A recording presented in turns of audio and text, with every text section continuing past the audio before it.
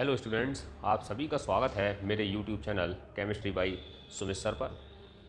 अब हम हाइब्रिडाइजेशन के जो टॉपिक चल रहे थे उसमें इस वीडियो बनाने से पहले हम sp3 हाइब्रिडाइजेशन तक आ गए थे। मतलब sp2 और sp3 हाइब्रिडाइजेशन की बात कर चुके थे और आज sp3d हाइब्रिडाइजेशन की बात करते हैं, जिसमें एक s ऑर्बिटल, 3 p ऑर्बिटल और एक d ऑर्बिटल यानी 5 ऑर्बिटल आपस में मिक्स होकर sp3 हाइब्रिडाइजेशन करते हैं। और इस हाइब्रिडाइजेशन के बाद ट्राइगोनल बाईपिरामिडल ज्योमेट्री निकल कर आती है। ट्राइगोनल बाईपिरामिडल ज्योमेट्री के अंतर्गत क्या होता है कि जो तीन, मान लो PCl5 है तो P सेंटर एटम होगा, 3 Cl इसके साथ इसी प्लेन में होंगे और एक Cl इससे ऊपर और एक Cl इससे नीचे।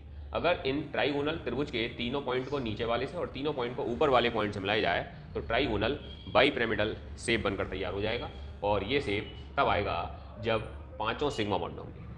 अगर मान लो ऐसी कंडीशन आती है कि 4 सिग्मा और एक लोन पेयर आता है, तब की कंडीशन में एक जी वाली वैलेंसी इसकी खत्म हो जाती है और इसका शेप कुछ इस तरीके से हो जाता है। इस स्ट्रक्चर को सीसा बोलते हैं। सीसा वास्तव में बच्चों का वो वाला झूला होता है जिसमें पटले पर एक बच्चा इधर और एक बच्चा इधर ऊपर नीचे होकर खेल खेलती है। तो ठीक उसी तरीके का शेप इसका बन जाता है, इसीलिए इस स्ट्रक्चर को सीसा बोलते हैं। फिर 3 सिग्मा और 2 लोन पेयर वाली कंडीशन आ जाए तब एक वैलेंसी इसकी और कम हो जाती है और एक वैलेंसी ये वाली कम होने के बाद इसका स्ट्रक्चर देखो ध्यान से तो टी के शेप का है, लेकिन इस टी के अंतर्गत थोड़ा तिरछापन है, इसलिए इस स्ट्रक्चर को बेंड टी शेप बोलते हैं। बेंड मीन्स तिरछी या टेढ़ी, टी शेप टी आकार की। और फिर इसके बाद जाते हैं तो XeF2 पर आते हैं और XeF2 जिसमें 2 सिग्मा और 3 लोन पेयर होते हैं और ऐसी कंडीशन में इसका शेप लीनियर आता है। यहाँ पर लीनियर आता है, एंगुलर नहीं आता। इसके पीछे कॉज ये है कि यहाँ Xe पर 3 लोन पेयर होते हैं और इन 3 लोन पेयर के बीच लगने वाला रिपल्सन फोर्स ठीक वेक्टर गुणन के अनुसार इस तरीके से लगता है कि दोनों अपोजिट साइड में लगने वाले जो रिपल्सन फोर्स होते हैं वो बिल्कुल एक दूसरे के इक्वल होते हैं, जिस कारण इस हाइब्रिडाइज ऑर्बिटल पर किसी भी तरीके का कोई प्रेशर नहीं होता क्योंकि दोनों ओर से बराबर लगता है। ऐसी कंडीशन में इसका शेप स्ट्रेट अर्थात लीनियर आता है।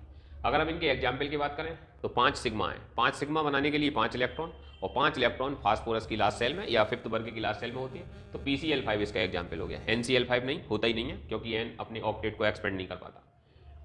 4 सिग्मा एक लोन पेयर, 4 इसके लिए चाहिए, 2 इसके लिए, यानी आउटर मोस्ट में 6 इलेक्ट्रॉन और 6 इलेक्ट्रॉन 6 ग्रुप में होंगे और 6 ग्रुप के अंतर्गत 4F एक के साथ साझा करके SF4 बना लेंगे और ऐसी कंडीशन में इसका स्ट्रक्चर सीसा होगा।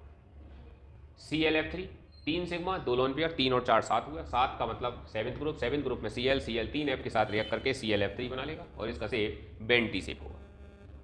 फिर आया अगला XeF2 2 सिग्मा 3 लोन पेयर, ये तब कंडीशन बनेगी जब लास्ट सेल में 8 इलेक्ट्रॉन होंगे तो XeF के साथ रिएक्ट करके XeF2 बना लेगा और ऐसी कंडीशन में इसका शेप लीनियर होगा। तो इस तरीके से हम sp3 हाइब्रिडाइजेशन को सभी मॉलिक्यूल के अंतर्गत जिसमें भिन्न भिन्न प्रकार से sp3 हाइब्रिडाइजेशन डेवलप होता है और अलग अलग प्रकार की ज्योमेट्री देता है को पहचान सकते हैं। ज्योमेट्री को भी यहाँ आसानी से याद किया जा सकता है। पहले इस तरीके का शेप, एक वैलेंसी बिगाड़ोगे ये शेप आ गया, एक वैलेंसी बिगाड़ोगे ये शेप आ गया और एक वैलेंसी बिगाड़ोगे तो ये शेप आ गया। शेप को भी याद किया जा सकता है और बॉन्ड फॉर्मेशन के बाद इनके एग्जाम्पल को भी याद किया जा सकता है। अगर वीडियो संबंधित किसी प्रकार की दिक्कत हो तो कमेंट करके पूछा जा सकता है। इससे पहले की वीडियो जो इससे रिलेटेड हैं उन्हें भी देखते रहें जिससे पूरा कंटिन्यूअस तुम्हारा sp3 हाइब्रिडाइजेशन कंप्लीट हो जाए।